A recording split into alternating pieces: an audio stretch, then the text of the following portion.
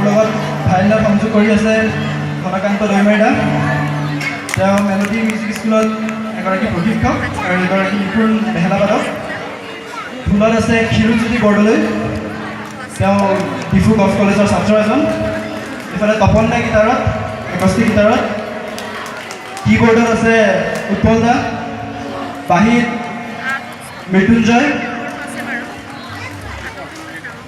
ঢুলকিত আছে বিশ্বজিৎ খুৰা।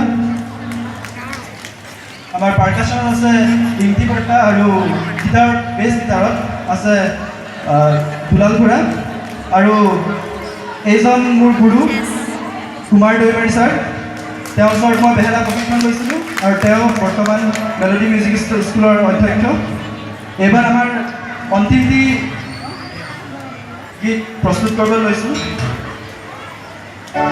কেইবছৰমানৰ আগতে, হয়তো 3-4 বছৰ হ'ব, 5 বছৰ হ'ব, কিছু VCD ওলাইছিল আৰু সেই খুব জনপ্ৰিয় হৈ পৰিছিল। তাৰ কিছু পাত্ৰ, চৰিত্ৰ, নেত্ৰকাই, ডেমফুল আমাৰ জীৱনৰ অংশ হৈ পৰিছিল। আৰু সেনেকৈ তাৰ কিছুমান গীত আমাৰ খুব জনপ্ৰিয়, মানুহৰ মাজত খুব প্ৰিয় হৈছিল।